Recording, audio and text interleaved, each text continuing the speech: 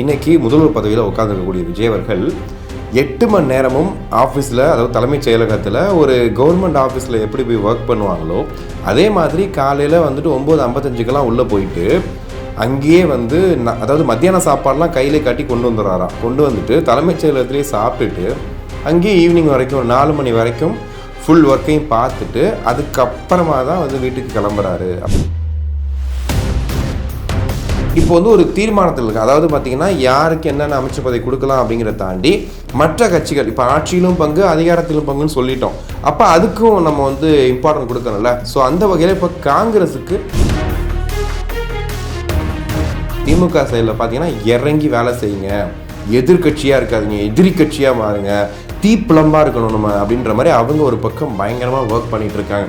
அதிமுகவை பொறுத்த வரைக்கும் லீமா ரோஸ்னு ஒரு பேர் பயங்கரமாக அடிபடுது. என்ன பண்ணுறாங்கன்னா என்ன பண்ணியிருக்காங்கன்னு சொல்கிறாங்க அப்படின்னா மொத்தமாக அதிமுக கட்சியை உடைக்கிறதுக்காக தான் வந்திருக்கிறாங்க.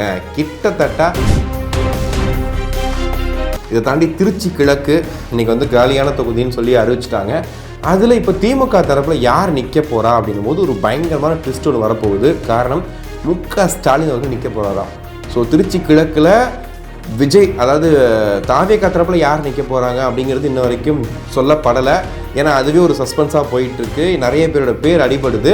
இதில் யாராவது ஒருத்தர் வருவாங்க அப்படிங்கிற மாதிரி சொல்லிக்கிட்டு இருக்காங்க. பட் அதெல்லாம் இல்லாமல் புதுசாக யாராவது ஒருத்தங்க வர்றாங்களா அப்படிங்கிறது தெரில. ஆனால் இன்னொரு பக்கம் திருவொற்றியூர் இன்ஸ்பெக்டர் மோகன்தாஸ் சஸ்பெண்ட் செய்யப்பட்டிருக்கிறார் அப்படின்னு சொல்லிட்டு, சரி என்னடா விஷயம், எதுக்காக சஸ்பெண்ட் பண்ணாங்கன்னு கேட்டால்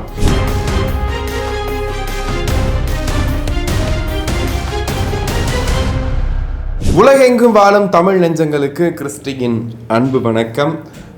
புதிதாக அரசு ஏற்றதுலேருந்து பார்த்தீங்கன்னா ஒரு பக்கம் விமர்சனங்கள் வந்துகிட்டு இருக்கு, ஒரு பக்கம் திட்டங்கள் அடுத்தடுத்து என்னென்ன அதிரடி திட்டங்களோ அதுவும் வந்துட்டு இருக்குது.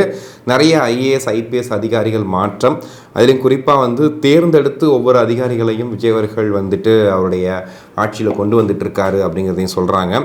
இதை தாண்டி சிஎம் தலைமையில் நடக்கக்கூடிய ஒவ்வொரு ஆலோசனை கூட்டமும் பார்த்திங்கன்னா காலையிலேருந்து ஈவினிங் வரைக்கும் நடந்துக்கிட்டு இருக்குது. தலைமைச் செயலகத்தில் ரெகுலராக நடந்துகிட்ருக்கு அப்படின்ற மாதிரி. இது கொஞ்சம் சொன்னால் மிகையாக இருக்கும். பட் இருந்தாலும் ஆப்வியஸ்லி ஒரு நல்ல விஷயம் என்ன சொல்லித்தானே ஆகணும்.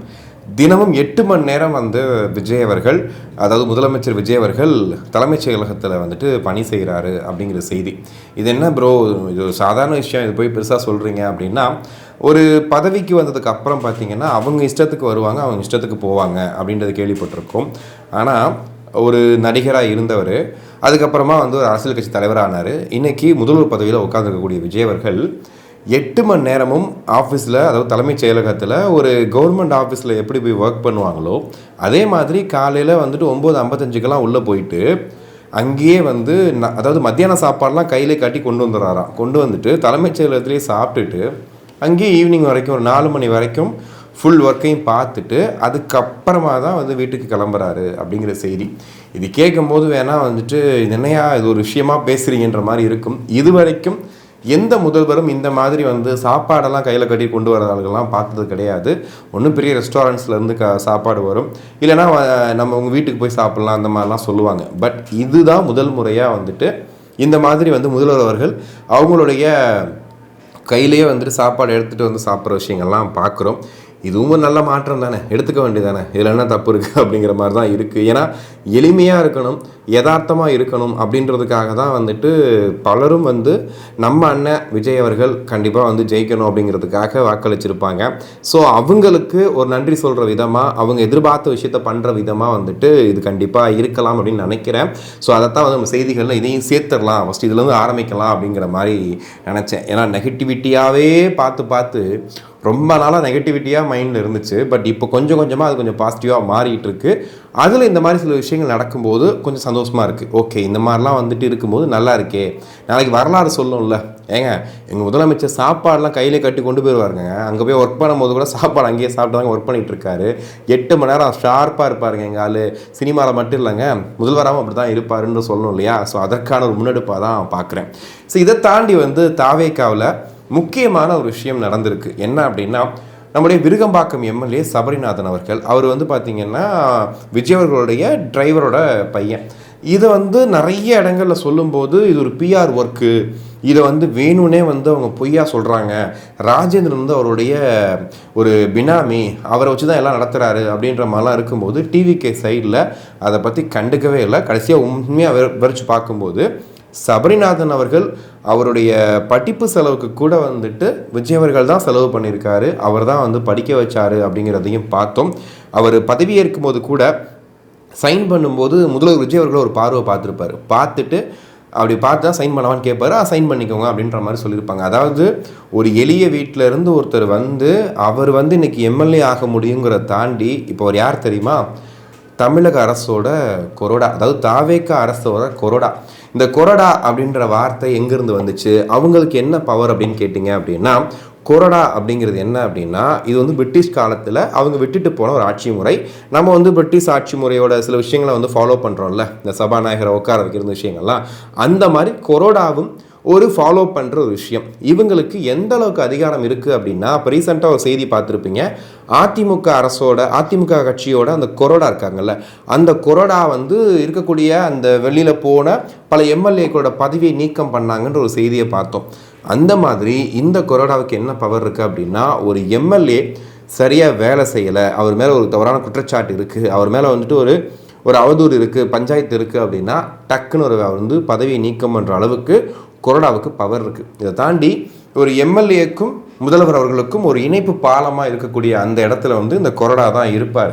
இப்போ இருக்கக்கூடிய ஒட்டுமொத்தமாக ஒரு குழுவாக ஒரு முடிவெடுக்கிறாங்க அப்படின்னா அது கொரோடாவுக்கு போய் கொரோடாவிலேருந்து முதல்வருக்கு போகிற மாதிரி. சிம்பிளாக சொல்ல போனால் கிளாஸில் டீச்சர் இருப்பாங்க, ஸ்டூடெண்ட்ஸ் இருப்பாங்க, நடுவில் ஒருத்தன் கிளாஸ் லீடர்னு ஒருத்தர் இருப்பான் இல்லையா, இவன் என்ன பண்ணுவான், போட்டும் கொடுப்பான், அந்த கிளாஸுக்கு தேவையானதை எடுத்துகிட்டு வந்து கொடுப்பான், அந்த கிளாஸில் வந்து ஏதாவது ஒரு பிரச்சனை அவன் தான் ஃபஸ்ட்டு அவனை தான் கேட்பாங்க. ஸோ இந்த மாதிரி விஷயம்லாம் இருக்குது இல்லையா, ஸோ அந்த மாதிரி ஒரு பொறுப்பு தான் கொரோடா.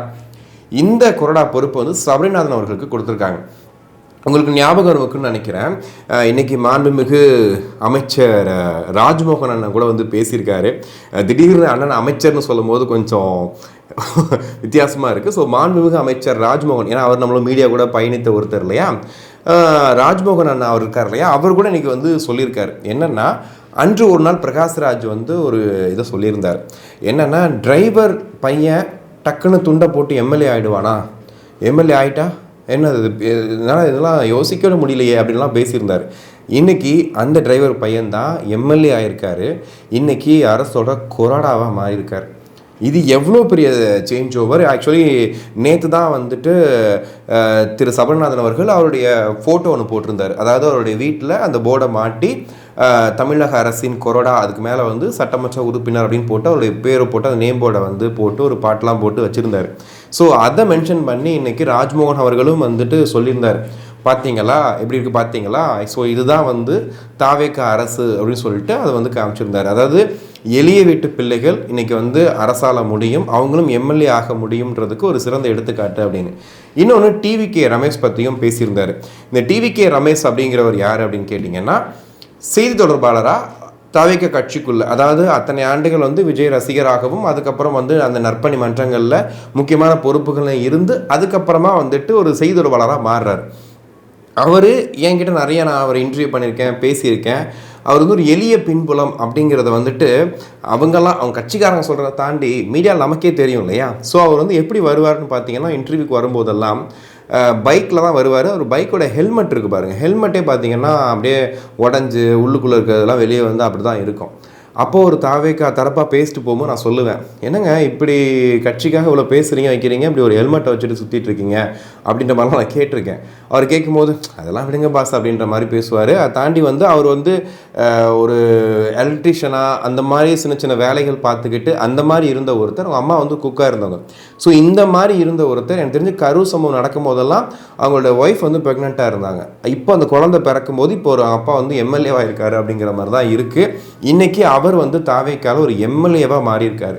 இப்போ கூட ஒரு பேட்டி ஒன்று தான் பார்த்துட்டு வந்து அவர் பேசுகிறதெல்லாம் பயங்கரமாக ரீச் ஆகிருக்கு. ஏன்னா அவர் அந்த டைமில் ஒரு பேச்சாளராக இருந்து அவ்வளோ விஷயங்களையும் பேசியிருந்தார். ஸோ அதோட வெளிப்பாடாக இன்றைக்கி பார்த்தீங்கன்னா ஒரு தாவேக்கால எம்எல்ஏவாக மாறியிருக்காரு. அதாவது ஒரு எளிய பின்புலத்திலிருந்து இவரெல்லாம் என்ன பண்ண போகிறாரு அப்படின்னு நிறைய பேர் பேசி நானே கேட்டிருக்கேன். பட் இன்றைக்கி அவர் வந்து ஒரு ஆட்சி பொறுப்பில், அதுவும் வந்து முக்கியமான ஒரு எம்எல்ஏவாக ஸ்ரீரங்கம் தொகுதியில் மாறியிருக்காரு அப்படிங்கிறதெல்லாம் வந்துட்டு உண்மையிலே நினச்சி பார்க்க முடியாத விஷயமா தான் இருக்குது. இதை தாண்டி வந்து நிறைய இடங்களில் பார்த்தீங்கன்னா இந்த அதிகாரிகள் மாற்றம் அப்படிங்கிற செய்தியை பார்க்குறோம். அதாவது முக்கியமான அதிகாரிகளை அங்கே இறக்கி, இப்போ அஸ்ரா கார்க் போன்ற ஒரு முக்கியமான அதிகாரிகள் இறக்கி அலற விடுறார் சிஎம் விஜய் அப்படிங்கிற மாதிரி தொடர்ந்து பார்த்துட்டே இருக்கும். அதில் குறிப்பாக பார்த்தீங்கன்னா இப்போ தர்மராஜன் ஐபிஎஸ் அப்படிங்கிறவரை வந்துட்டு முதலமைச்சரோட பாதுகாப்பு குழுவில் முக்கியமான ஒரு பொறுப்பில் வந்துட்டு இப்போ நியமிச்சிருக்காங்க. இவர் யாருன்னு கேட்டிங்கன்னா ராமநாதபுரம் மாவட்டத்தை சேர்ந்த ஒரு சாதாரண கிராமத்தில் பிறந்த ஒருத்தர். அவருடைய சொந்த உழைப்பினால இன்னைக்கு பெரிய ஐபிஎஸ் ஆஃபீஸராக மாறி போன இடத்துல எல்லாத்துக்கும் ரவுடிகள் எல்லாத்துக்கும் வந்து சிம்மசப்பனமாக இருந்த ஒருத்தர் தான் இந்த தர்மராஜன். ஸோ அவரை வந்து இப்போ வந்து சட்டம் ஒழுங்குக்காக வந்து கையில் எடுத்திருக்காரு சிஎம் விஜய் அவர்கள். ஸோ இதுவுமே வந்துட்டு ஒரு முக்கியமான விஷயமா பார்க்கப்படுது. ஒரு பக்கம் இந்த மாதிரி வந்து அதிகாரிகள் நியமனம் பண்ணுறாரு அப்படின்னா, இன்னொரு சைடு இன்னைக்கு பயங்கரமான ஒரு நியூஸாக இருந்துச்சு. என்னென்னா, திருவொற்றியூர் இன்ஸ்பெக்டர் மோகன் தாஸ் வந்து சஸ்பெண்ட் செய்யப்பட்டிருக்கிறார் அப்படின்னு சொல்லிட்டு. சரி, என்னடா விஷயம், எதுக்காக சஸ்பெண்ட் பண்ணாங்கன்னு கேட்டால், இப்போ ஆக்சுவலி டாஸ்மார்க் எல்லாம் மூடிட்டு இருக்காங்கல்ல. இப்போ டாஸ்மார்க் மூடினதுக்கு குடிமகன்கள்லாம் போராட்டம் பண்ணுறதெல்லாம் பார்த்தோம். அதுலேயே நிறைய காமெடி வீடியோஸ்லாம் பார்த்தோம். நான் குடிக்கலாம் செத்துருவேன் அப்படின்லாம் ஒருத்தர் பேசிகிட்டு இருந்தார். செத்துருன்னு கீழே கமெண்ட் போட்டிருந்தான். ஸோ அந்த மாதிரிலாம் வந்து நிறைய பார்த்துட்டு இருக்கோம். இந்த நேரத்தில் அந்த கள்ளச்சந்தையில் மது விற்பனைங்கிறது ரொம்ப அதிகமாக இருக்குது. பிளாக்கில் விற்கிறாங்க. அதுவும் பார்த்தீங்கன்னா 12 to 10 சொல்கிறீங்க. பட் இங்கே என்ன ஆகுது அப்படின்னா 10 o'clock மேலே தான் அதிகமாக சரக்கு வந்து விற்கிறாங்க. அதுவும் கள்ளச்சந்தையில் விற்கிறாங்க. இப்போ வந்துட்டு 150 ரூபா 200 ரூபா உள்ளக்கூடிய சரக்கை 300 ரூபா 400 ரூபாய்க்கு விற்கிறாங்க. ஸோ இந்த மாதிரி விஷயங்கள் நடந்துக்கிட்டு இருக்குன்னு நிறைய டைம் வந்துட்டு ஒரு கம்ப்ளைண்ட்டாக கொடுத்தாலுமே இந்த ரோந்து வர்றவங்க காசை வாங்கிக்கிட்டு போலீஸ்காரங்க வந்து எல்லாம் கண்டுக்க மாட்டாங்கன்ற மாதிரி தான் நிறைய இடங்களில் பார்த்துட்டு இருந்தோம். பட் இந்த வாட்டி என்னாச்சு அப்படின்னா, அந்த மாதிரி நீ கண்காணிக்க தவறிட்ட அந்த டைமில் திருவொற்றியூர் இன்ஸ்பெக்டர் மோகன்தாஸ் வந்து இந்த மாதிரி கள்ளச்சந்தையில் மது விருத்ததை வந்து கவனிக்காமல் விட்டுட்டாரு, அந்த ஒர்க்கை பார்க்கல அப்படின்னு சொல்லி அவங்களை சஸ்பெண்ட் பண்ணியிருக்காங்க. இது என்ன அதிர்வலைகளை ஏற்படுத்தும், பெருசாக என்ன மாற்றத்தை ஏற்படுத்தும் அப்படின்னா, திடீர்னு ஒரு இன்ஸ்பெக்டர் சஸ்பெண்ட் அப்படின்னா என்ன காரணம் கேட்கும்போது, வேலை செய்ய தவறிட்டாரு, சொன்ன வேலையை சரியாக செய்யலை, அந்த இடத்துல வந்து தப்பு பண்ணிட்டீங்கன்னு சொல்லி சஸ்பெண்ட் பண்ணுறாங்க அப்படின்னா, ஒட்டு மொத்தமாக தமிழ்நாட்டில் இருக்க எல்லா அதிகாரிகளுக்கும் கண்டிப்பாக வந்து கரண் அடித்த மாதிரி தான் இருக்கும். ஏன்னா அது இப்படி பண்ணுறாங்க, இப்போ யாராவது கம்ப்ளைண்ட் பண்ணால் நம்மளையும் தூக்கிடுவாங்களா அப்படிங்கிற மாதிரி அந்த யோசனையை வந்து கண்டிப்பாக வந்து செய்வாங்க.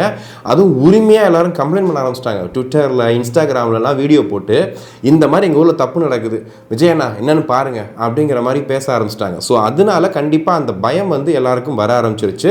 இன்னொரு வீடியோ மனசை கவர்ந்த ஒரு வீடியோ வந்துச்சு. என்னன்னா, திருநெல்வேலியில் ஒரு சிறுமி தாமிரபரணி ஆற்றுல வந்துட்டு குப்பையை கொட்டுறாங்க. விஜய் மாமா தயவு செஞ்சு இது என்னன்னு பாருங்கள், நாங்கள் குடிக்கிற தண்ணி எவ்வளோ கேவலமாக இருக்குது பாருங்கன்னு சொல்லி தண்ணி பாட்டிலில் வந்துட்டு ஒரு கிளாஸில் வந்து தண்ணி ஊற்றி காட்டுறாங்க.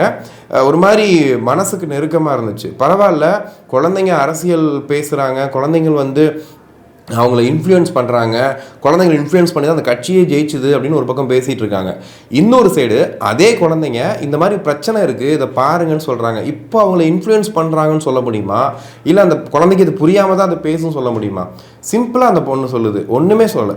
தாமிரபரணி ஆற்றுல நீங்களே பாருங்கள் எவ்வளோ குப்பை கிடக்குன்னு பாருங்கள், எவ்வளோ வந்து கழிவுகள் இருக்குன்னு பாருங்கள். நீங்களே கொஞ்சம் வந்துட்டு இந்த பாட்டில் தண்ணி இந்த மாதிரி கிளாஸில் தண்ணியை பாருங்கள் எவ்வளோ கலங்களாக இருக்குது. அதை வந்து ஒரு அட்வைஸாகவும் சொல்கிறாங்க, மக்களே நீங்கள் பாருங்கள், நாப்கின்லேருந்து நீங்கள் போடுற பல குப்பைகளை கொண்டு வந்து இங்கே தாமிரபரணி ஆற்றுல கொட்டுறீங்க, கொட்டினதுலேருந்து வர தண்ணியை தான் நீங்கள் குடிச்சிட்ருக்கீங்க, இது எவ்வளோ பெரிய தவறுன்னு சொல்லி அந்த குழந்தை பேச ஆரம்பிக்குது. அப்போது அந்த இடத்துல இருந்து அரசியல் இன்னைக்கு வந்து பேச ஆரம்பிக்கிறாங்கன்றது ஒரு ஹெல்த்தியான விஷயந்தான். அதுவும் குறிப்பாக வந்து விஜய் மாமா தயவு செஞ்சு இது என்னென்னு பாருங்கன்னு சொல்லியிருக்காங்க. சரி பார்ப்பாரான்னு சொல்லி வெயிட் பண்ணி பார்ப்போம். அப்படியே வண்டியை கொஞ்சம் திமுக சைடு திருப்பணும் அப்படின்னா, திமுக தலைவர் மு.க. ஸ்டாலின் அவர்கள் 6 மாதத்துக்கு தாவேகா ஆட்சியை நாங்கள் எந்த டிஸ்டர்பும் பண்ண மாட்டோம், ஆட்சி கலைப்பு அப்படின்ற சொல்லி நாங்கள் வந்துட்டு அனுமதிக்க மாட்டோம் அப்படின்னு சொல்லிட்டு இப்போ ரீசெண்டாக கூட வந்து சட்டமன்றத்தில் நீங்கள் வந்து மக்கள் எடுத்த தீர்ப்பை நாங்கள் வந்து மதிக்கிறோம்னு சொல்லி எதிர்க்கட்சி தலைவர் உதயநிதி ஸ்டாலின் வெளியே போனதெல்லாம் பார்த்தோம், வெளிநடப்பு பண்ணிட்டு போயிட்டார். அதுக்கு உண்மையான காரணம் என்ன அப்படின்னா, இப்போ அவங்களும் இருந்து ஒருவேளை வந்து அந்த ஆதரவு கேட்கும்போது அது விஜய்க்கு எதிரான ஓட்டுகளாக மாறி ஆட்சி கலைஞ்சிச்சுன்னா அப்படின்னா ரீஎலெக்ஷன் வரும். ரீஎலெக்ஷன் வந்தால் என்ன ஆகும் நமக்கே தெரியும் இல்லையா? ஸோ அதுக்காக வெளிநடப்பு பண்ணாங்க. பட் ஆனால் ஒரு காரணம் சொல்லியிருந்தாங்க, இல்லைங்க நாங்கள் இப்போ வந்து மக்கள் தீர்ப்பை நாங்கள் மதிக்கிறோம்னு சொல்லி வெளியே போனதாக வந்து அங்கே சொல்லிட்டு கிளம்பிட்டாங்க. ஆனால் இப்போ என்ன நடந்திருக்கு அப்படின்னா, அதுக்கப்புறமா வந்து ஒரு திமுக தலைவர் மு.க. ஸ்டாலின் வந்து ஒரு கூட்டம் போடுறாரு, எம்எல்ஏக்கள் கூட்டம் போடுறாரு. ஜெயிச்சவங்களும் சரி தோற்றவங்களும் எல்லாரும் வந்திருக்கிறாங்க.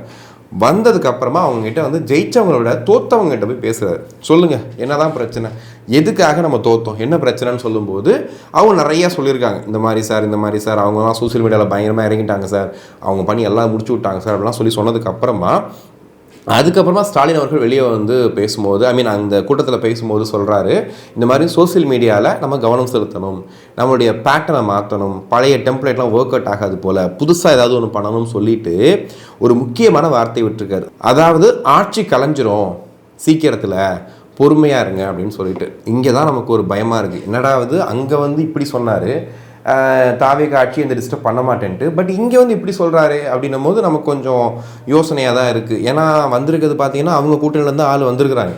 அப்படி வந்திருக்கும் போது இவர் இந்த மாதிரி பேசும்போது கொஞ்சம் பயமாக தான் இருக்குது. ஒருவேளை ஏதோ இருக்குமோ அப்படிங்கிற மாதிரி.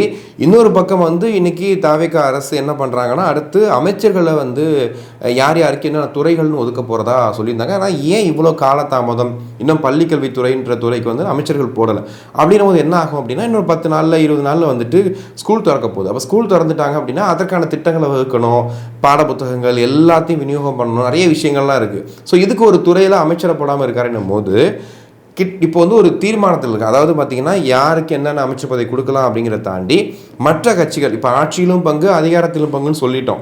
அப்போ அதுக்கும் நம்ம வந்து இம்பார்ட்டன்ட் கொடுக்கணும்ல. ஸோ அந்த வகையில் இப்போ காங்கிரஸுக்கு 2 அமைச்சர்கள் கொடுக்குற ஒரு இடத்துல வந்து இருக்கிறாங்க அப்படின்ற மாதிரி இங்கே பேசிகிட்டு இருக்காங்க. ஆனால் திமுக சைடில் பார்த்தீங்கன்னா இறங்கி வேலை செய்யுங்க, எதிர்கட்சியாக இருக்காதுங்க, எதிரி கட்சியாக மாறுங்க, தீப்பிளம்பாக இருக்கணும் நம்ம அப்படின்ற மாதிரி அவங்க ஒரு பக்கம் பயங்கரமாக ஒர்க் பண்ணிகிட்டு இருக்காங்க. நான் நேற்று சொன்ன மாதிரி தான், வில்லன் எந்த அளவுக்கு ஸ்ட்ராங்காக இருக்காலும் ஹீரோ அந்த மாதிரி இருப்பார் அப்படின்வாங்கல்ல. இதில் ஹீரோ வில்லனை விட்டுருங்க, ஒரு மாதிரி எதிரி வந்து பயங்கரமாக இருந்தால் தான் இன்னொரு பக்கம் வந்து அந்த ஆட்டம் சூடு பிடிக்கணுவாங்கல்ல. ஸோ அந்த மாதிரி அவங்க பயங்கரமாக ரெடி ஆகிட்டு இருக்கதா வந்துட்டு திரும்பவும் ஆட்டத்துக்குள்ளே நான் ஸ்டாலின் வந்துட்டேன் பாரு, நான் பண்ணுறேன் பாரு அப்படின்ற மாதிரி ஒரு அரசியல் பண்ணிகிட்டு இருக்காரு. அவங்களுடைய கேடர்ஸையும் வந்துட்டு நீங்கள் எல்லாருமே வந்துட்டு புத்துணர்ச்சியோடு இருங்க, தோல்வி கண்டு தோண்டு போயிடாதீங்க, இந்த ஆட்சி எப்போனாலும் கவுந்துரும் அப்படின்னு ஒரு கீ பாயிண்ட்டு சொல்கிறாரு. பட் எந்த அர்த்தத்தில் சொல்கிறாரு, என்ன பண்ண போகிறாங்க அப்படிங்கிறது தெரியல. ஆனால் இன்னொரு பக்கம் 144 ஒரு எம்எல்ஏ மட்டும் மாறிட்டார் போல். அப்போ 143 எம்எல்ஏக்களோட இங்கே ஒரு தரமான ஸ்ட்ராங்கான ஆட்சி இருக்குது. சரி வாங்க அப்படி கொஞ்சம் அதிமுக பக்கமும் போயிட்டு வருவோம். அதிமுகவை பொறுத்த வரைக்கும் லீமா ரோஸ்னு ஒரு பேர் பயங்கரமாக அடிபடுது. என்ன பண்ணுறாங்கன்னா, என்ன பண்ணியிருக்காங்கன்னு சொல்கிறாங்க அப்படின்னா, மொத்தமாக அதிமுக கட்சியை உடைக்கிறதுக்காக தான் வந்திருக்கிறாங்க. கிட்டத்தட்ட 50 கோடி ரூபாய் வரைக்கும் ஒரு எம்எல்ஏக்கு தரப்பட்டிருக்கு. தந்து அதிமுக உடைச்சு தனியாக இப்போ பிரிச்சுட்டாங்க பாருங்கள். ஒரு பக்கம் எடப்பாடி பழனிசாமி பிரிச்சுட்டாங்க, இன்னொரு பக்கம் வந்து எஸ்பி வேலுமணி, சிவி சண்முகம் இவங்கெல்லாம் ஒரு டீம் ஆகிட்டாங்க. இந்த டீம் அப்படியே கொண்டு போய் டிவிகேக்குள்ளே போகுது, டிவிக்குள்ள கூட்டணி அப்படின்ற ஒரு இடத்துக்கு போகிறாங்க. இப்போ அவங்களுக்கும் அமைச்சர் போய் தர போகிறாங்கன்ற மாதிரி அந்த ரேஞ்சில் போயிட்டுருக்கு.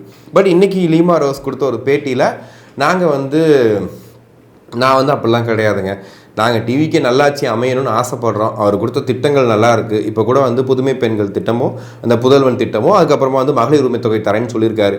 இது எல்லாமே வந்து நல்ல ப்ராக்ரஸில் போயிட்டுருக்கு, அதுக்காக நான் ஆதரவு தெரிவிக்கிறோம் அப்படின்னு சொன்னாங்க.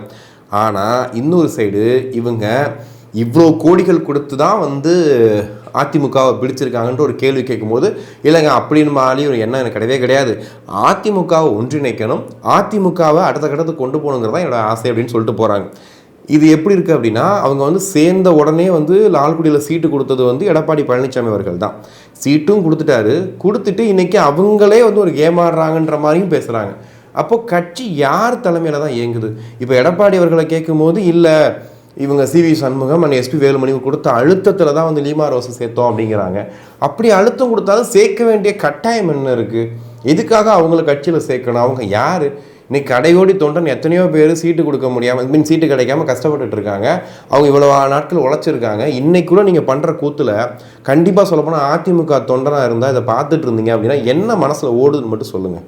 2 டீமாக பிரிஞ்சுட்டாங்க. அதை தாண்டி கட்சியிலேருந்து வெளியே வந்த உடனே எங்கள் சிவி சண்முகம், எஸ்பி வேலுமணி, விஜயபாஸ்கர் பேசக்கூடிய பேச்செல்லாம் பார்க்கும்போது இவ்வளோ நாள் உண்மையிலேயே அவங்க ஏடிஎம்கேல தான் இருந்தாங்களா, இல்லை டிஎம்கே ஆளாக இருந்து ஏடிஎம்கேல இருந்தாங்களா, என்ன இப்படி ஒரு மாற்றமாக இருக்குது? ரெட்டலை சின்னத்தை பார்த்துட்டு புரட்சித் தலைவர் புரட்சித் தலைவி அப்படின்னு வார்த்தைக்கு 300 வாட்டி சொல்லிட்டு இப்படிலாம் பண்ண ஒருத்தங்க டக்குன்னு வெளியே வந்தோன்னா முகம் மாறுது அப்படின்னா, நாளைக்கு விஜய் அவர்களுடைய கட்சி அதாவது தாவேக்காவுக்குள்ளே வந்து இவங்க என்னென்ன ஆட்டம் போடுவாங்க, என்னென்ன விஷயங்கள் பண்ணுவாங்க, இவங்க அமைச்சர் பதவி கொடுத்தா அப்போ யார் பலிகடா வாக்கப்படுவாங்கன்ற பல கேள்விகள் வருது.